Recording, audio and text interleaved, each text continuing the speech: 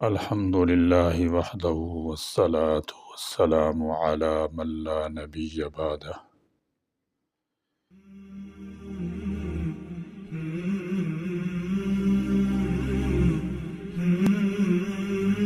آج بڑی تیزی سے اہل اسلام یورپ اور مسیحی ممالک کی طرف ہجرت کر رہے ہیں۔ پہلے بھی کرتے رہے ہیں، لیکن افسوس کی بات یہ ہے کہ بنیاد مضبوط نہ ہونے کی وجہ سے ان کی نسلیں ان کے ہاتھوں سے نکل رہی ہیں اور کنبے کے کنبے مرتد ہوتے چلے جا رہے ہیں۔ معروف مصری عالم شیخ الطنطاوی کی پوتی مومنۃ العظام کی اس سلسلے میں ایک چشم کشا، فکر انگیز اور دل و دماغ جھنجھوڑ دینے والی ایک رپورٹ پڑھی ہے۔ وہ کہتی ہیں کہ میرے دادا شیخ طنطاوی نامور عالم و فاضل ہونے کے ساتھ بڑے روشن دماغ اور مستقبل شناس تھے۔ دادا کی عالمی شہرت کی وجہ سے ہمارے پاس یورپ جانے کے بہت سے مواقع تھے، آسانی سے ویزے مل سکتے تھے، لیکن وہ ہمیں ہمیشہ دیار غیر میں جانے سے روکتے رہتے تھے۔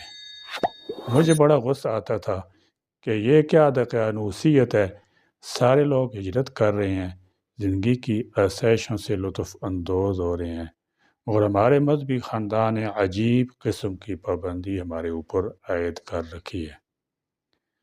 لیکن جب میں بڑی ہوئی، یورپ کے دورے کیے اور بہت سارے مہاجر خاندانوں سے ملاقات کا اتفاق ہوا، تو دادا جان کے لیے دل و جان سے دعائیں نکلنے لگی اور ان کی دور اندیشی کو سلام کرنا پڑا، کیونکہ ان کا خدشہ 100% حقیقت ثابت ہوا۔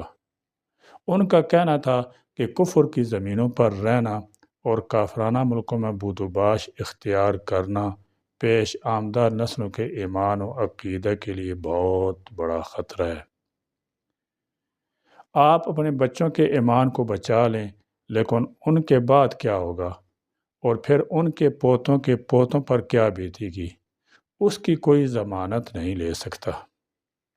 بہت سے مذہبی لوگ یہ دعوے کرتے ہیں کہ الحمدللہ ہمارا گھرانہ بڑا کٹر دینی ہے، کہ کہیں جائے اور کہیں بھی زمین پر رہے فرق نہیں پڑتا، مگر نہیں صاحب، ایسا نہیں ہے۔ وقت گزرنے کے ساتھ فرق پڑتا ہے، اور بہت بڑا فرق پڑتا ہے۔ مومنہ العظام کہتی ہیں کہ ایک دہائی قبل مجھے مہاجر خاندانوں، خصوصاً مشہور بیروتی مذہبی خاندان کی تحقیقات پر مامور کیا گیا۔ جب میں نے ریسرچ شروع کی، ان کے شجرات کھنگالے اور دنیا جہاں میں پھیلے اس خاندان کے افراد کا جائزہ لیا، تو قریباً 5000 لوگوں کا سراغ ملا، لیکن ان کی نسلوں کی مذہبی تباہی کی داستان بڑی دل خراش اور جگر شگاف تھی۔ پھر انہوں نے یورپ ہجرت کر جانے والے خاندانوں کا ایک گوشوارہ تیار کرتے ہوئے یہ انکشاف کیا کہ 100 سال قبل ہجرت کر جانے والوں کی پشت میں قریباً 96% غیر مسلم ہو چکے ہیں۔ 80 سال قبل ہجرت کر جانے والوں کی پشت میں قریباً 75% مرتد ہو چکے ہیں۔ 60 سال قبل ہجرت کر جانے والوں کی پشت میں قریباً 40% عیسائی نصرانی بن چکے ہیں۔ 40 سال قبل ہجرت کر جانے والوں کی پشت میں قریباً 25% اسلام چھوڑ چکے ہیں۔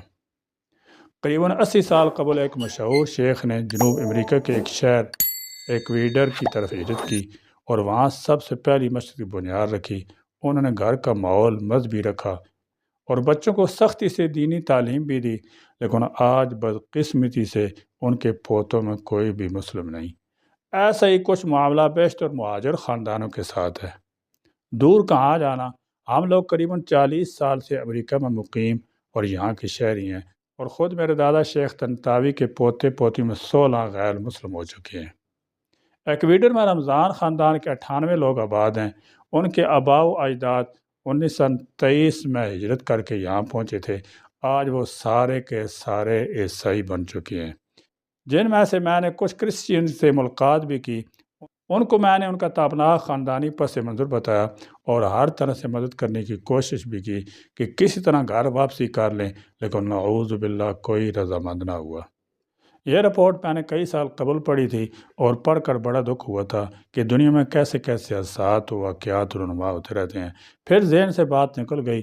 ابھی چند روز قبل قنوج میں منعقد احیاء تصوف کانفرنس کے لیے جانا ہوا تو وہاں ایک شیخ سے ملاقات ہوئی، اور باتوں ہی باتوں میں انہوں نے حیدرآباد کے ایک معروف عالم جن کی لکھی کتاب آج بھی درس نظامی کی ابتدائی جماعت میں پڑھائی جاتی ہے کہ بچوں کے امریکہ ہجرت کر جانے کا ایک دلخراش واقعہ سنایا تو برسوں قبل پڑھی مذکورہ رپورٹ کا نقشہ ذہن میں گھوم گیا۔ شیخ صاحب نے بتایا کہ مولانا کے 2 بچے ایک زمانے سے امریکہ میں رہتے تھے، وہیں کے شہری بن گئے، وہیں ان کی اولادیں بھی ہوئیں۔ گھر سے انہوں نے کوئی تعلق نہیں رکھا۔ مدتوں بعد ابھی حال ہی میں جب انہوں نے اپنی مٹی کی یاد آئی تو ان میں سے ایک ہندوستان گھومنے آیا۔